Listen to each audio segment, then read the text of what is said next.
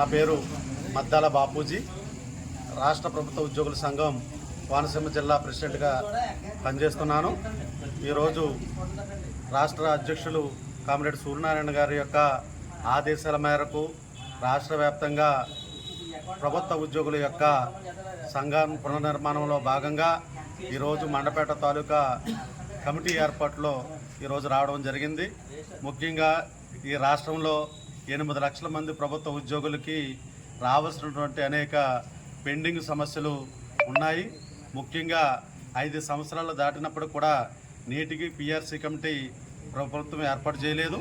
గత ప్రభుత్వంలో 3 డిఏలు పెండింగ్ ఉంటే ఈ ప్రభుత్వం వచ్చిన తర్వాత మరో డిఏ పెండింగ్ ఉంది. మొత్తం 4 డిఏలు రాష్ట్ర ప్రభుత్వ ఉద్యోగులకు అందరికీ రావాల్సినటువంటి పరిస్థితి ఉంది. అలాగే పిఆర్సీ కమిటీ ఏర్పాటు చేయడంతో పాటు ఉద్యోగస్తులకి 24,000 కోట్ల పైబడులకు ప్రభుత్వం ఇవ్వాల్సినటువంటి బకాయిల్ని ప్రభుత్వం విడుదల చేయాలని చెప్పేసి ఈ సందర్భంగా ప్రభుత్వాన్ని కోరుతున్నాం.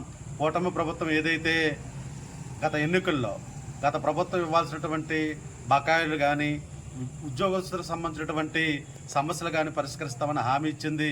సంవత్సరం ఈ ప్రభుత్వానికి గడువు ఇవ్వాలని చెప్పేసి మేము భావించడం జరిగింది.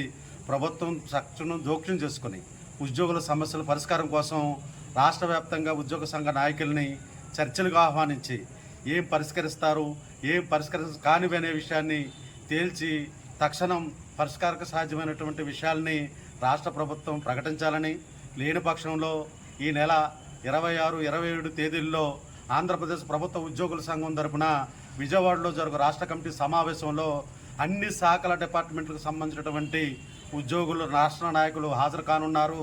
మా రాష్ట్ర అధ్యక్షుడు కాశీపట్ల రామసూర్యనారాయణ గారి యొక్క ఆధ్వర్యంలో జరిగే ఈ సమావేశంలో ఉద్యోగుల రాష్ట్ర వ్యాప్త సమస్యలు చర్చించడంతో పాటు కార్యాచరణ కూడా రూపొందించాలని చెప్పేసి మేము భావించడం జరిగింది. దీనిలో భాగంగానే తాలూకా కమిటీలు ఏర్పాట్లు చేయడం జరుగుతుంది.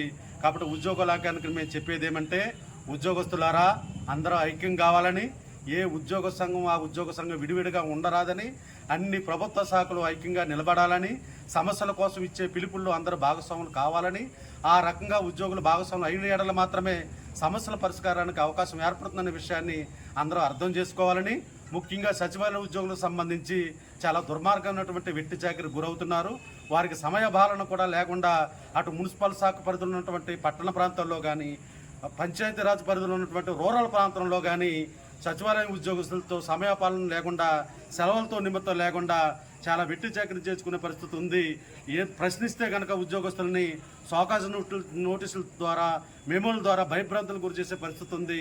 ఇది సరైనది కాదనే విషయాన్ని ఉన్నతాధికారులకు తెలియజేస్తూ, రాష్ట్ర ప్రభుత్వ ఉద్యోగులు అందరూ కూడా అటు గెజిటెడ్ ఆఫీసర్ దగ్గర నుంచి చిరుద్యోగ వరకు అందరూ రాష్ట్ర ప్రభుత్వం దగ్గర తీసుకున్నది వేతనమైన విషయాన్ని గమనంలో పెట్టుకుని మానవతా దృక్పథంతో చిరుద్యోగుల పట్ల ఉద్యోగులు సమయపాలనతో పనిచేయించుకోవాలని, కక్ష సాధింపుల చర్యలకు పూనుకోవడానికి వీల్లేదని ఈ సందర్భంగా వారికి తెలియజేస్తూ ఉద్యోగుల ఐక్యతను కొనసాగించాలని ఇక్కడ పాల్గొన్నటువంటి మొత్తం అన్ని డిపార్ట్మెంట్ ఉద్యోగుల నాయకులకు ఈ సందర్భంగా తెలియజేస్తున్నారు.